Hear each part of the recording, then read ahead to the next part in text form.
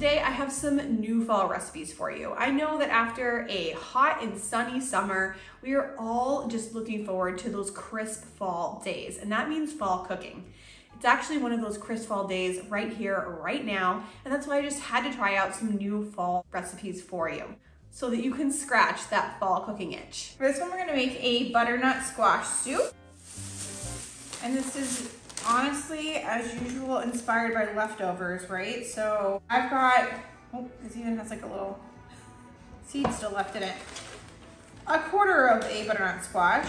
We had burgers the other night, and so we have half of a leftover tomato. This is like a really fresh tomato.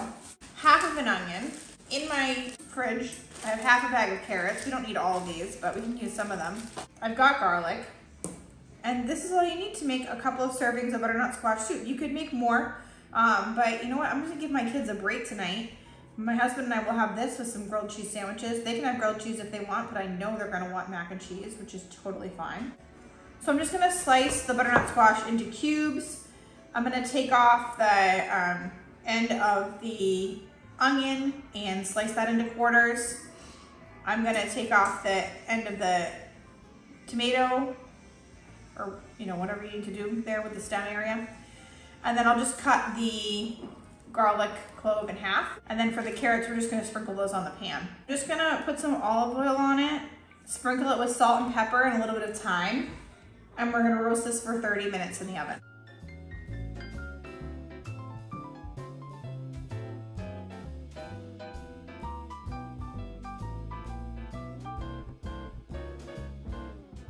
I'm gonna save half this garlic because it's just gonna be too much for two people.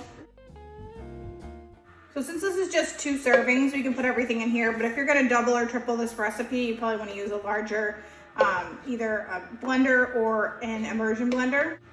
And then you could use either vegetable broth here, some bouillon. I just have chicken bouillon with a cup of water. And then we're just gonna blend it up. Smells delicious. And yes, the kids went with mac and cheese. That was their choice. I served it with some veggies on the side and some fruit. So they had a little bit of everything, but sometimes you pick your battles. For the grilled cheese, I just buttered some sourdough bread and put some cheddar cheese slices with some mozzarella cheese over medium-low heat on a pan until crispy. And it tasted so good with this butternut squash soup. And I even had some croissants to serve alongside too, and the kids had those with their mac and cheese.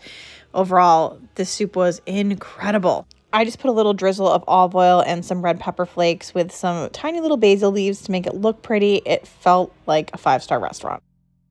For this one, we're making a sweet potato crust quiche with spinach and feta. And this is gonna be a fun one for either the weekends, because it's gonna take a little bit longer, or you can make it and then make it ahead to eat during the week. So it's a perfect thing to kind of heat up either in your air fryer or your microwave in the morning. And this is a healthier option as well. So you just wanna peel and slice one sweet potato, and you have to think about kind of how thick you want that crust to be. So we're gonna kind of slice these into rounds that are, you know, I'm not really good at judging, 1/8 of an inch thick maybe. You wanna try and be as even about it as possible though, so that you kind of cut them all the same thickness so that they'll cook evenly.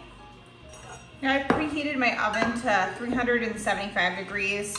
Just gonna spray down my pie pan, and then we're gonna place the sweet potato rounds inside the pie pan, covering the bottom. And then on the sides, if you need to, you can actually kind of slice them in half to make like the perfect pie crust up the side. Doesn't have to be perfect, just kind of pile them on there, see how the bottom looks. And we're gonna put this in the oven at that 375 degrees for about 20 minutes. And I am gonna spray these with this olive oil spray first. So you can kind of make this your own. I'm using half of a red bell pepper because that's what I have. You can use tomato in it if you like. Whatever you think would taste good with your spinach. You could even do like sun-dried tomatoes. That sounds delicious. And then I have 1 small onion, and I'm dicing that up as well. And once these are diced, you're gonna put these into a pan over medium heat. And we're just gonna saute them up with a little bit of salt and pepper. While that's cooking up, I'm just getting my eggs started for it. I have 3 eggs in here, and then I'm gonna do about 2/3 of a cup of egg whites. You could also just use 6 eggs, so your choice on that. And put a little salt and pepper in the eggs as well. We'll do about 1/3 cup of milk. Also very easy to do like almond milk or soy milk in this. So now that these are kind of softened up, it's been about 5 minutes. I'm just gonna add some frozen spinach in. You could pre-cook this and kind of remove some of the water, but I'm lazy. You could also use about 5 to 8 ounces of fresh spinach. So when the 20 minutes is up, you want to take the sweet potato crust out of the oven and like adjust anything you feel like you might need to adjust.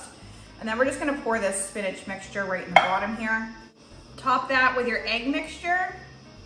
And then you can use goat cheese or feta cheese. I prefer feta cheese. And then we're gonna put this back in the oven for about 40 minutes. It's perfectly cooked. I'm so excited. It's gonna be delicious.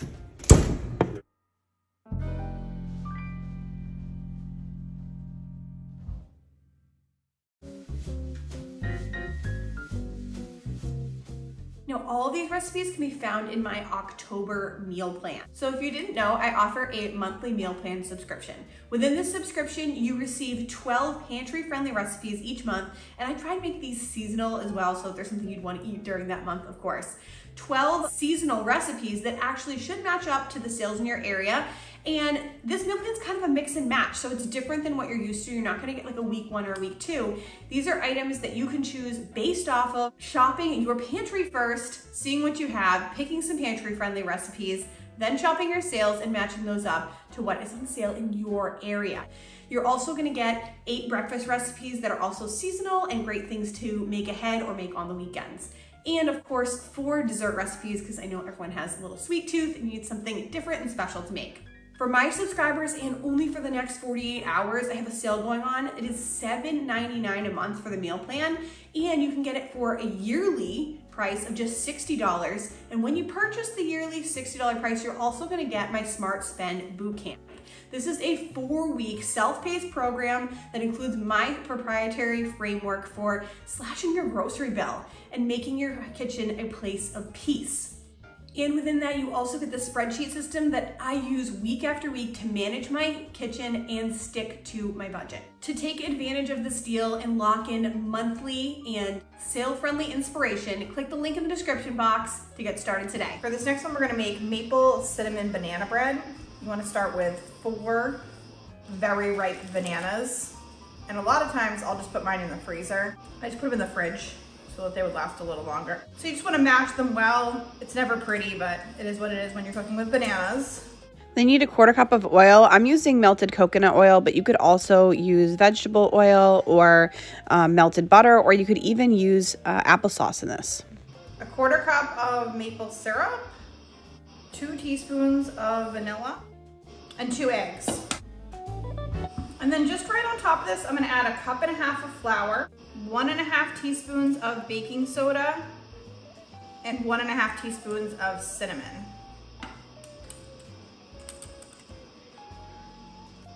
And then I'm just gonna kind of mix this on the top here as best I can. This is my like secret little way of trying to get out of putting the flour and the baking soda in like a separate container, because I already have like enough dishes around this house. I don't need any more.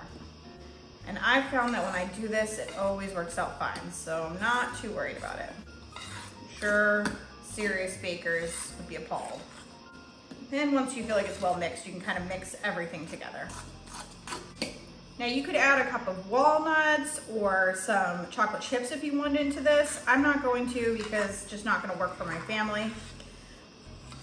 I personally would love walnuts in it. I think it would taste really good, but I wanna make something that everybody will like, so we'll pass. Here I've got my bread loaf. I'm just gonna spray it down with some cooking spray. You could do this in like an 8x8 pan too, and make it more of squares if you don't have a loaf pan. And they're gonna bake this in the oven at 350 degrees for about an hour. So here's our banana bread. I actually think I went a little bit over on it. I would cook it a little bit less time next time. So maybe like 45 minutes. You know what? It still looks really moist on the inside, so that's really what counts the most. I'm excited. This is going to be very good.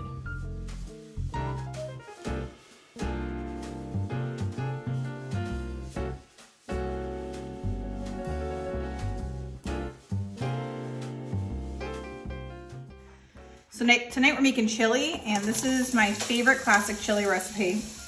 Normally I would use regular onions, but I ran out, so as we do, I just use red because that's what I have. I'm making two times the recipe because we'll have it for lunch this week. And if I didn't have red onion, I would just use some onion powder as replacement. So we're just gonna saute this for 5 minutes until it's cooked down a bit. I was able to get this large package, 3 pounds of ground turkey for $9.99. So that's a really good price, $3.33 per pound. And I took a little over half, so almost 2 pounds, because we're making double the recipe. The rest of it I'm gonna use tomorrow to make some shepherd's pie.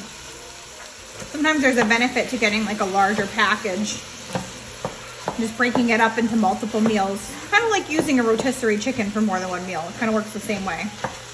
So I'm just gonna cook this down until it's browned, and then we'll drain out the fat. I think because this is 97.3 turkey, there's really not a lot of fat in it, so I'm just gonna leave it. So we're gonna put our seasonings in. 5 tablespoons of chili powder, which will pretty much be the rest of this, which is fine. 4 tablespoons of cumin, a tablespoon of salt, 2 tablespoons of sugar, and about a teaspoon of black pepper. And you might think I'm crazy for the way I put the seasonings in, but we just measure with our heart.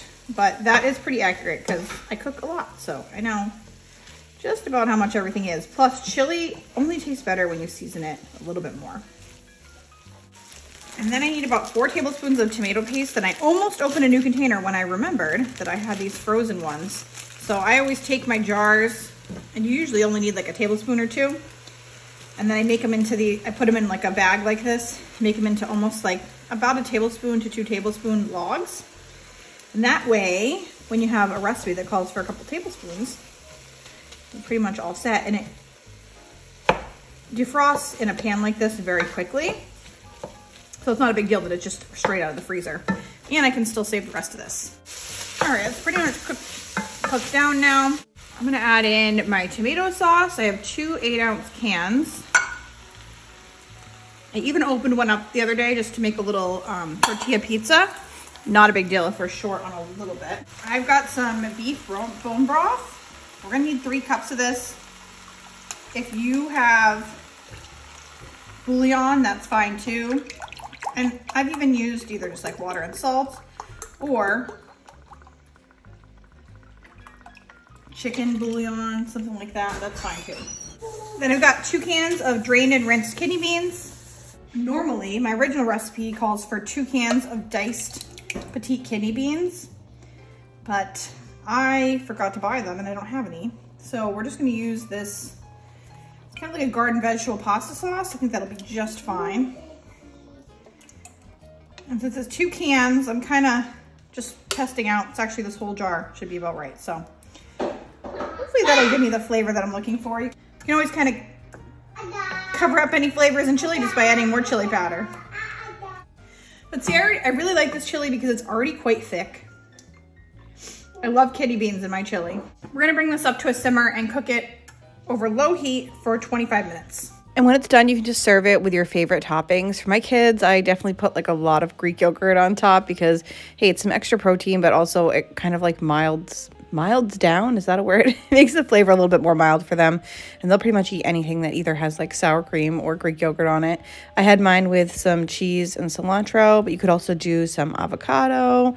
You could do some jalapenos or some sriracha to make it spicier because it's really not a spicy chili. So it's just what you like. 5 out of 5. You like it? Yeah. What do you put in yours? Sriracha. You like it too, Benny? Yeah. What do you give it? Bye. A Benny? No, a bite. A 5? No, bite. A bite? Yeah. What number out of 5? 1, 2, 3, 4, or 5? 6. Oh, 6. Even better. Okay, so we're gonna make a sweet potato breakfast hash. I was so excited this morning when I woke up and I just like needed a sweatshirt It's nice cool weather. It's gonna get hot later in the week, but I'm just gonna soak in all of the sweatshirt weather that I can. We're gonna start by peeling and dicing 2 sweet potatoes. And I'm also gonna dice up 1 onion. Place those in a bowl.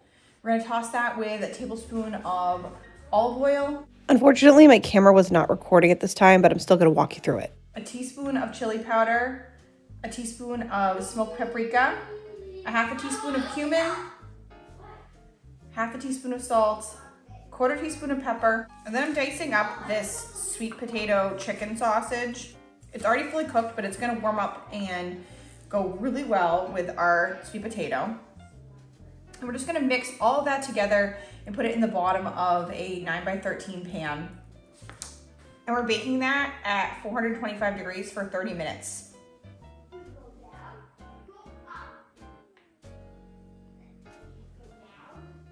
Then you want to pull that out of the oven, and we're going to add in, you can do like 8 to 10 eggs. I think I'm just going to do 8 here. And we're going to cook this for an additional 10 to 15 minutes. It's going to depend on your oven. It's going to depend on how you like your eggs. I like mine a little bit runnier. If you want them fully cooked through, you're going to go a little bit longer. And this came out absolutely amazing. I mean, it's such an amazing fall meal. You could also alternatively cook up like some pork sausage, cook that, and then put that in there if you don't want to use the chicken apple sausage. I served mine in bowls. We liked it with a little bit of ketchup, and it was delicious. So next we have a Starbucks pumpkin cream cheese muffin copycat. I don't know about you, but like muffins, I have to have them in the fall, the pumpkin muffin. So why not make it at home? You want to start with a 1.5 cups of flour and 3/4 cup of sugar. Add to that 1 teaspoon of baking powder, 1 teaspoon of baking soda, a half a teaspoon of salt, and a teaspoon of pumpkin pie spice. You don't use that that often, but it really adds a lot of flavor, so it's worth having around. And just give that a mix. You want to mix everything together so that's well incorporated. And then in a separate bowl, you want to mix together your wet ingredients. So a teaspoon of vanilla, and then a 1/2 cup of melted butter. You want to make sure that's unsalted, but also cooled down. You don't want it to be hot because we're going to add an egg here. And if you were to add an egg to hot butter, basically cook it, and it would just not be good. And then you want a 1.5 cups of pumpkin puree, and you want to make sure that that's the puree and not like the pumpkin pie can. And so just 100% pumpkin. It uses like everything but about a 1/4 cup of pumpkin, which for me was perfect because I ended up making a pumpkin pie overnight oats, which was a nice breakfast. So don't be worried that there's like a little bit extra. You can make something with it, and it's like a nice little surprise. And then you want to take everything all mixed together and mix those wet ingredients with the dry ingredients, and it's going to create kind of a thick batter, but that's okay. That's why these muffins are so moist and delicious. And then to a 12 muffin tin, you want to put them in evenly. It ended up being about 2 tablespoons per cup. You can do a greased muffin tin if you like, or you can use the liners like I did. I find that using a cookie scoop is perfect for something like this. I had a 1.5 tablespoon one, so I had to go back through and kind of put like a half into each to make it even. But if you had a 2 tablespoon cookie scoop, that would be perfect. And then we're going to make the cream cheese filling. I have 4 ounces of softened cream cheese here, a teaspoon of all-purpose flour, 3 tablespoons of sugar, 1/2 teaspoon of vanilla extract, and 1 teaspoon of milk. I used coconut milk, but you could use regular almond, whatever you have.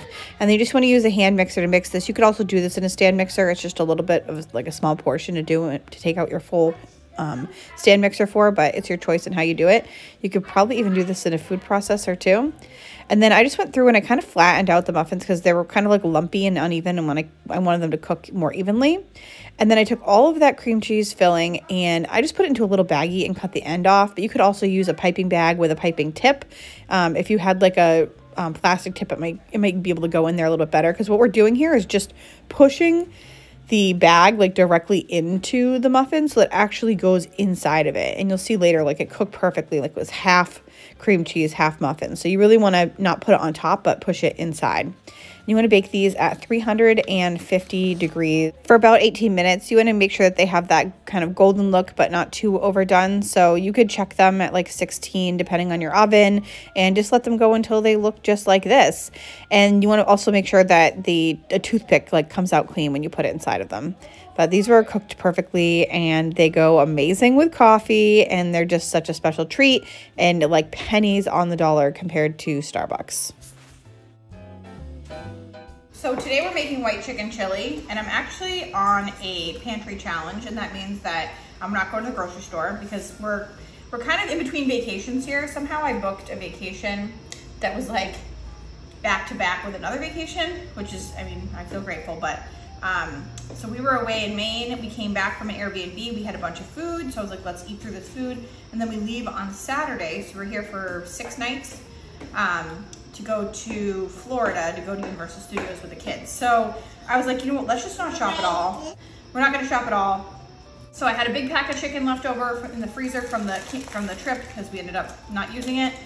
I took 4 of the chicken breasts out yesterday, and we made chicken piccata. It was delicious. And today I have 2 chicken breasts left, and this is a great way to utilize chicken.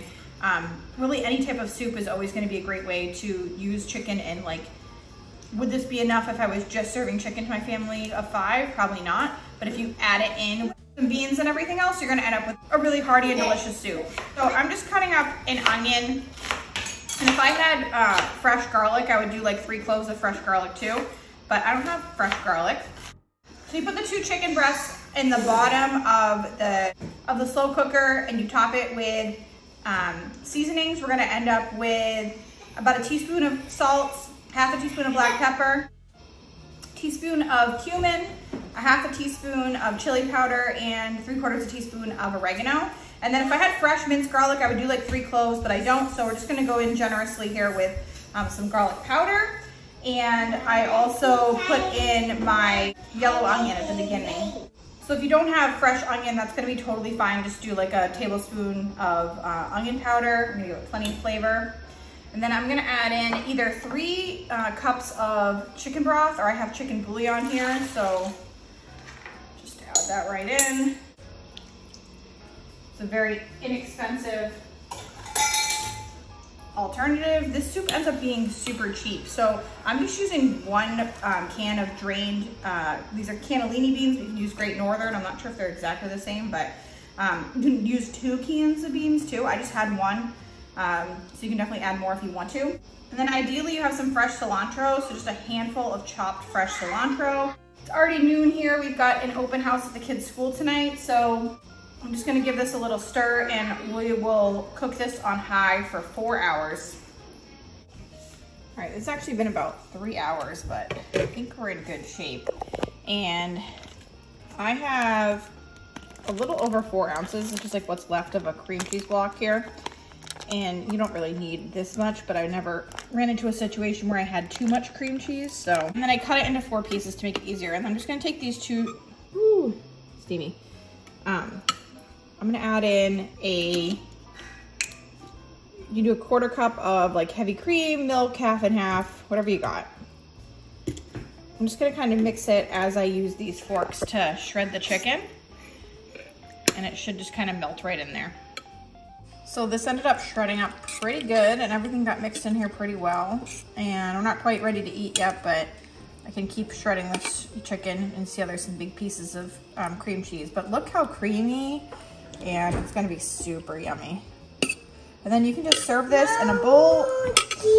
Oh, thank you. Ben thinks I should use these. Thank you, Ben. You saying thank you? Thank you. Okay, I'm gonna use these because I have to use them to. Yes, that's hot. Yeah, it's hot. I know. Be careful. So you can serve it with sour cream. Mama, I do this one. Oh, thank you. Mama. Serve it in a bowl with sour cream, some diced up avocado, cilantro. You could do like a squeeze of lime in it. You could even do, we have some leftover tortilla chips, so I'm just gonna like serve it with some chips on the side. You could do some fresh jalapenos. It's gonna be delicious. Make it up. For this one, we're making maple pecan cookies. And I never thought I was going to be like a signature fall cookie person because I always bake cookies for Christmas. But now these are going to be on the menu every September. They are truly delicious and craveable. So you want to start with 2.5 cups of flour, 1 teaspoon of baking soda, 3/4 teaspoon of salt, 1 teaspoon of ground cinnamon, and 1/2 teaspoon of ground nutmeg. So those are all your dry ingredients. Go ahead and mix those until they're well incorporated. And then in the bottom of a stand mixer, you want to put a half a cup of unsalted room temperature butter, 1 cup of light brown sugar, a half a cup of maple sugar, which I love because it's like a healthier option. Plus it just gives these cookies so much flavor. It is so delicious. And 1 egg. And then once that's well mixed, you want to start slowly adding in the dry ingredients. And once those are all incorporated in there, you can add 1.5 cups of chopped pecans. So this recipe bakes about 18 cookies. So you want to take a tablespoon and a half cookie scoop and place your cookies about 2 inches apart on a lined baking sheet. And you're going to bake these at 350 degrees for about 14 minutes. You can always check them a little bit before. You obviously don't want them to go over.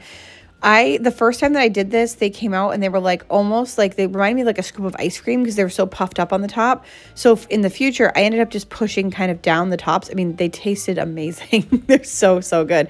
But I ended up pushing the tops down a little bit so that it made more of like a flatter cookie. You can do whatever you want, and they were perfect. I want to thank you so much for watching today. Don't forget to take advantage of my special deal for my subscribers for the next 48 hours. These recipes and more in my monthly meal plans are available for just $7.99 a month. Or if you opt for the yearly price at $60, you're going to get my Smart Spend Bootcamp for free.